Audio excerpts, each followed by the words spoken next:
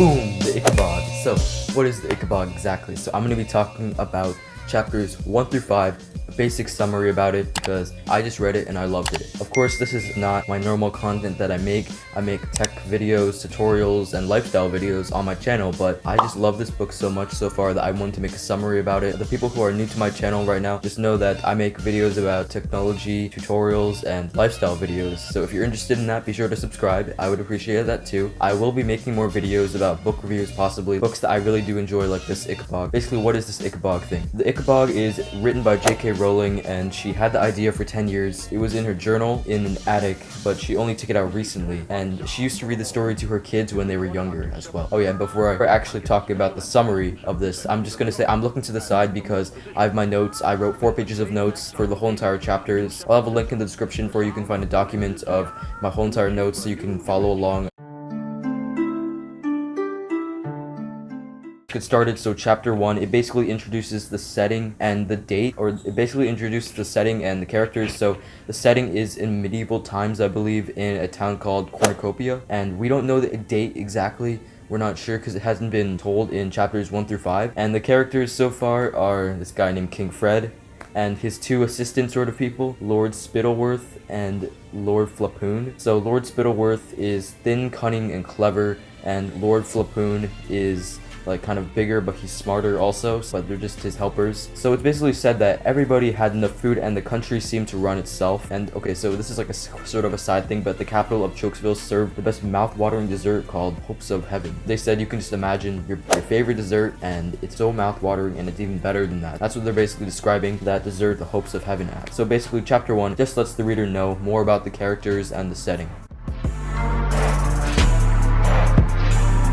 So moving on to chapter 2. This is where the title of the story, the Ickabog, is introduced. So everybody has a different perspective on the Ickabog, which is like sort of a monstrous creature that may or may not be a legend, but the general gist of it is it's a monstrous figure that either hisses or roars, and it can imitate a human voice to lure in travelers. So if you tried to kill it, it would mend magically back together, or it would split into 2 Ickabogs, so you wouldn't want to try to hurt it or kill it at all. And parents would usually use this as a way to keep their children from running away, so they would say like, "Oh, don't run away because the Ickabog could get you." Something like that. So Rowling also introduces this character called Bert Beamish, who is a little 5-year-old boy who had a dream about the Ickabog and how he was slowly sinking into a foggy marsh, and his mom, Mrs. Beamish, tries to comfort him from this dream, but also the next night, instead of saying "night night, don't let the Ickabog bite," she says, "Night night, sleep tight." So that's a specific quote from the text. So at the end of this chapter, a character named Mr. Dovetail is introduced. He is a friend of Mrs. Beamish. So Rowling does leave the reader with this part of the text at the end of the whole entire chapter 2. So it's basically saying this: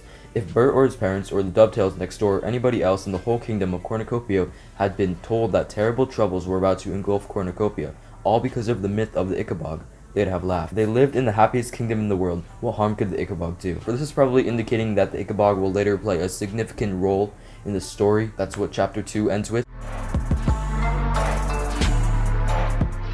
Now we're on to chapter 3. So chapter 3 basically starts with the Beamish and the Dovetail families living next door in a place called the City Within the City. So basically the City Within the City is separated from the rest. Bert Beamish's father, Mayor Beamish, was the head of the royal guard, and Daisy Dovetail is Bert's best friend, and they play together a lot. So they introduced Daisy Dovetail. Daisy's mother was a head seamstress of a palace, and Daisy's father was the king's carpenter, so they played a significant role in being the king's helpers. So now the king of, how do I even say that? Floritania was visiting, so basically this king that King Fred wanted to look sharp to. So basically he asked Mrs. Dovetail to stitch a purple suit in time for his visit. So she stayed up 3 nights in a row to try and finish it, and at dawn on the 4th day, her assistant found her lying on the floor dead. So this is obviously a major conflict. Nobody knows what happened so far, and we're just trying to figure out what happened exactly. So they said she was extremely ill before, and she never warned the king about this, and he gets very mad about his suit not being finished.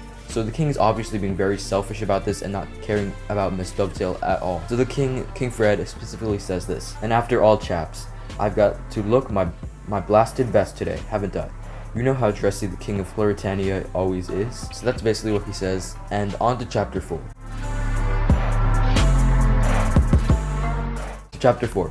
Mrs. Dovetail was basically buried in a graveyard in the city within the city. So were generations of royal servants laid. And Daisy and her father are very sad, and Bert felt very sad also. And as if the king couldn't get any worse, a week after the funeral of Mrs. Dovetail, he sees in the front garden a cottage that is empty, which used to belong to the Dovetails, or does belong to them, but so he basically says, who lives there? And then he takes a while to remember, and he's like, oh, Dovetail, I've heard the name, haven't I? Mayor Beamish tells him that she recently died, and the king doesn't seem to have noticed. Clearly there's something suspicious going on, and this is out of the norm. Since the cottage, in his opinion, seems to be very big for only 2 people living there, he decides to do a house swap with another bigger family called the Roaches. So essentially Daisy and her dad were just living in that house that was a little bit bigger than what the king considered big, so he swapped it out with a family called the Roaches, and their new house, the Dovetails that were living in, was right at the edge of the city within the city, and it was very close to the graveyard where Mrs. Dovetail died. So on to chapter 5. Chapter 5.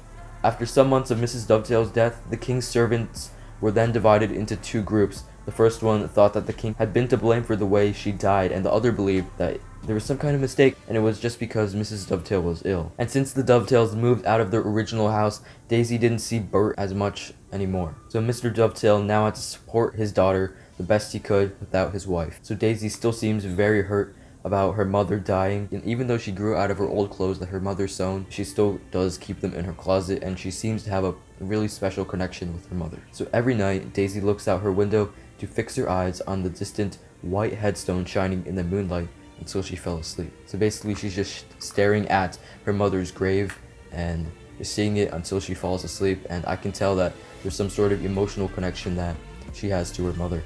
So that is definitely something to look out for in the future. But right now, chapters 1 through 5 just came out, and I definitely need to read 6, 7, and 8. I haven't done that yet. But I will be coming out with a video about chapters 6 through 10, summarizing it. If you did like this video, be sure to give it a like. If you did get value out of this, be sure to subscribe to the channel, because we're trying to reach 100 subscribers by the end of the year, maybe. So we'll see if that can happen. And thank you so much for watching. I hope you have an amazing day, and I'll see you guys next time. Peace out.